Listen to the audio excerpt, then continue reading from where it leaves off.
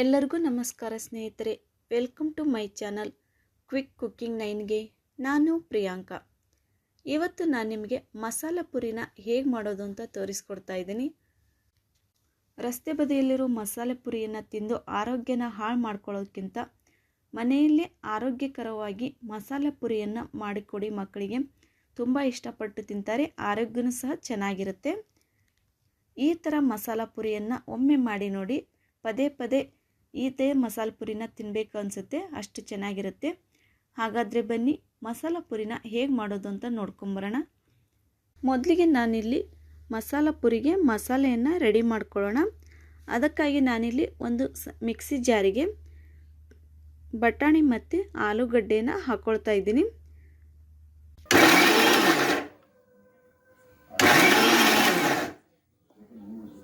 ಬಟಾಣಿ ಮತ್ತು ಆಲೂಗಡ್ಡೆ ತುಂಬ ನುಣ್ಣಗೇನು ಹಾಕ್ಕೊಳ್ಳೋದು ಬೇಡ, ಈ ಹದಕ್ಕಿದ್ರೆ ಸಾಕು. ಇವಾಗ ಮಿಕ್ಸಿಗೆ ಹಾಕ್ಕೊಂಡಾಯಿತು. ಅದಕ್ಕಾಗಿ ನಾನಿಲ್ಲಿ ಒಂದು ಸಣ್ಣ ಮಿಕ್ಸಿ ಜಾರಿಗೆ ಕೊತ್ತಂಬರಿ ಸೊಪ್ಪು, ಒಂದು 4ರಿಂದ 5 ಹಸಿಮೆಣಸಿನಕಾಯಿ, ಶುಂಠಿಯನ್ನು ನುಣ್ಣಗೆ ರುಬ್ಕೊಳ್ತಾ ಇದ್ದೀನಿ.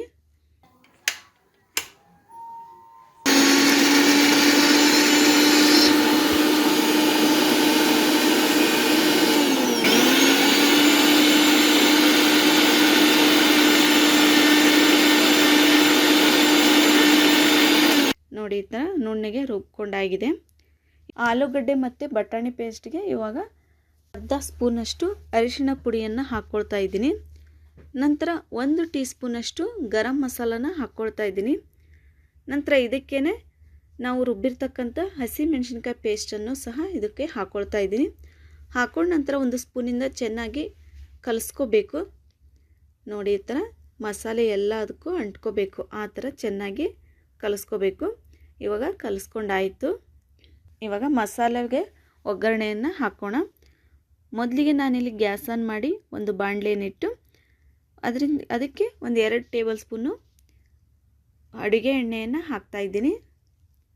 ಅಡುಗೆ ಎಣ್ಣೆ ಚೆನ್ನಾಗಿ ಬಿಸಿಯಾದ ನಂತರ ಸಣ್ಣದಾಗಿ ಕಟ್ ಮಾಡಿರ್ತಕ್ಕಂಥ ಈರುಳ್ಳಿನ ಹಾಕ್ತಾಯಿದ್ದೀನಿ. ಈರುಳ್ಳಿ ಫ್ರೈ ಆಗ್ತಿರ್ಬೇಕಾದ್ರೆ 1 ಸ್ಪೂನಷ್ಟು ಶುಂಠಿ ಬೆಳ್ಳುಳ್ಳಿ ಪೇಸ್ಟನ್ನು ಹಾಕ್ಕೊಂಡು ಹಸಿ ವಾಸನೆ ಹೋಗೋವರೆಗೂ ಫ್ರೈ ಮಾಡ್ಕೋಬೇಕು. ನೋಡಿ, ಈ ಥರ ಚೆನ್ನಾಗಿ ಈರುಳ್ಳಿ ಮತ್ತು ಶುಂಠಿ ಬೆಳ್ಳುಳ್ಳಿ ಪೇಸ್ಟು ಚೆನ್ನಾಗಿ ಫ್ರೈ ಆಗಬೇಕು.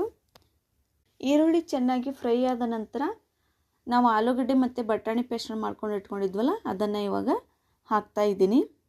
ಹಾಕ್ಕೊಂಡು ಚೆನ್ನಾಗಿ ಮಿಕ್ಸ್ ಮಾಡಬೇಕು.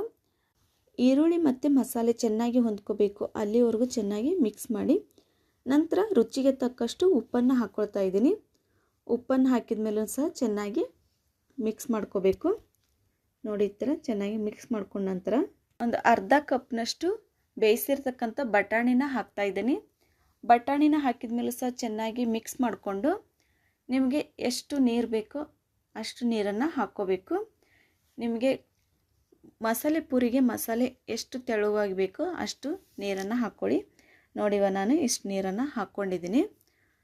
ಮಸಾಲೆ ಇದು ಆಲೂಗಡ್ಡೆ ಹಾಕೋದ್ರಿಂದ ಮಸಾಲೆ ಕುದಿಸ್ದಂಗೂ ಗಟ್ಟಿ ಆಗುತ್ತೆ. ಸ್ವಲ್ಪ ಜಾಸ್ತಿನೇ ನೀರನ್ನು ಹಾಕ್ಕೊಳ್ಳಿ. ಈ ಮಸಾಲೆ ಚೆನ್ನಾಗಿ ಕುದಿಬೇಕು.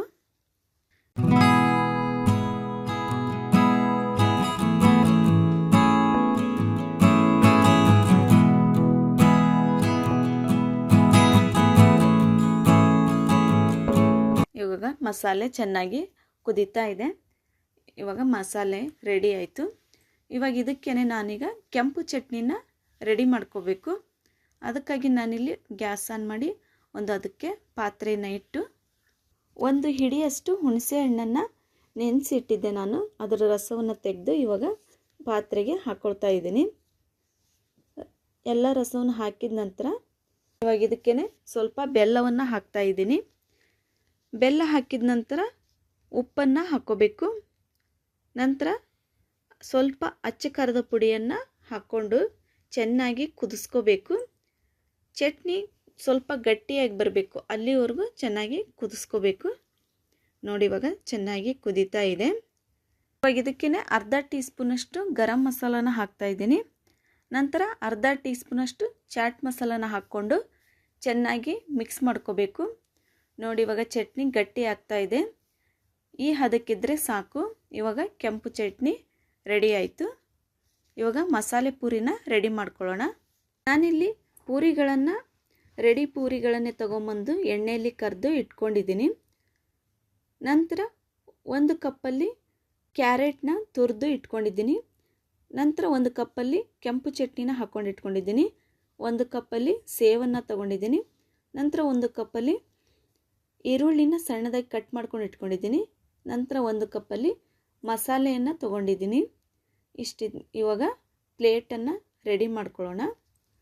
ಮೊದಲಿಗೆ ಈಗ ಒಂದು ಪ್ಲೇಟನ್ನು ತಗೊಂಡು ಅದಕ್ಕೆ ಪೂರಿಗಳನ್ನು ಚೆನ್ನಾಗಿ ಪುಡಿ ಮಾಡಿ ಹಾಕ್ತಾ ಇದ್ದೀನಿ. ನೋಡಿ, ಇವಾಗ ನಾನಿಲ್ಲಿ ಒಂದು 8ರಿಂದ 10 ಪೂರಿಗಳನ್ನು ಚೆನ್ನಾಗಿ ಪುಡಿ ಮಾಡಿ ಹಾಕ್ಕೊಂಡಿದ್ದೀನಿ. ಇವಾಗ ಇದಕ್ಕೆ ಮೇಲ್ಗಡೆ ಮಸಾಲೆಯನ್ನು ರೆಡಿ ಮಾಡ್ಕೊಂಡು ಇಟ್ಕೊಂಡಿದ್ವಲ್ಲ ಅದನ್ನು ಹಾಕ್ತಾ ಇದ್ದೀನಿ. ಎಲ್ಲ ಪೂರಿಗೂ ಮಸಾಲೆ ಚೆನ್ನಾಗಿ ಅಂಟ್ಕೋಬೇಕು, ಆ ಥರ ಮಸಾಲೆಯನ್ನು ಹಾಕ್ಕೋಬೇಕು. ಇವಾಗ ಮಸಾಲೆಯನ್ನು ಎಲ್ಲ ಕಡೆಗೂ ಹಾಕಿ ಆಗಿದೆ. ನಂತರ ಸಣ್ಣದಾಗಿ ಹೆಚ್ಚಿರ್ತಕ್ಕಂಥ ಈರುಳ್ಳಿನ ಹಾಕ್ತಾ ಇದ್ದೀನಿ. ಅದರ ಮೇಲ್ಗಡೆ ಹುರಿದಿರ್ತಕ್ಕಂಥ ಕ್ಯಾರೆಟನ್ನು ಸ್ವಲ್ಪ ಹಾಕ್ತಾ ಇದ್ದೀನಿ. ನಂತರ ಅದ್ರ ಮೇಲೆ ಕೆಂಪು ಚಟ್ನಿನ ರೆಡಿ ಮಾಡ್ಕೊಂಡು ಇಟ್ಕೊಂಡಿದ್ವಲ್ಲ ಅದನ್ನು ಸಹ ಎಲ್ಲ ಕಡೆಗೂ ಹಾಕ್ತಾ ಇದ್ದೀನಿ. ಇದ್ರ ಮೇಲ್ಗಡೆ ಎಲ್ಲ ಕಡೆಗೂ ಸೇವನ್ನು ಹಾಕಬೇಕು. ನೋಡಿ, ಇವಾಗ ನಾನು ಎಲ್ಲ ಕಡೆಗೂ ಸೇವನ್ನು ಹಾಕ್ಕೊಂಡಾಗಿದೆ. ಇದ್ರ ಮೇಲ್ಗಡೆ ಸ್ವಲ್ಪ ಕ್ಯಾರೆಟನ್ನು ಹಾಕ್ತಾ ಇದ್ದೀನಿ. ನಂತರ ಕೊನೆಯಲ್ಲಿ ಸ್ವಲ್ಪ ಕೊತ್ತಂಬರಿ ಸೊಪ್ಪನ್ನು ಕಟ್ ಮಾಡಿ ಹಾಕಿದರೆ ಮಸಾಲೆ ಪುರಿ ರೆಡಿಯಾಗಿದೆ. ನೋಡಿ, ಎಷ್ಟು ಈಸಿಯಾಗಿ ಮಸಾಲೆ ಪುರಿಯನ್ನು ಮನೆಯಲ್ಲೇ ಮಾಡ್ಕೊಳ್ಳೋದು ಅಂತ ತೋರಿಸ್ಕೊಟ್ಟಿದ್ದೀನಿ. ನೀವು ಮನೆಯಲ್ಲಿ ಈ ರೆಸಿಪಿನ ಟ್ರೈ ಮಾಡಿ ಹೇಗಿತ್ತು ಅಂತ ಕಮೆಂಟ್ ಬಾಕ್ಸಲ್ಲಿ ತಿಳಿಸಿ. ಈ ರೆಸಿಪಿ ಇಷ್ಟ ಆದರೆ ಲೈಕ್ ಮಾಡಿ, ಶೇರ್ ಮಾಡಿ, ಸಬ್ಸ್ಕ್ರೈಬ್ ಮಾಡಿ. Bye friends.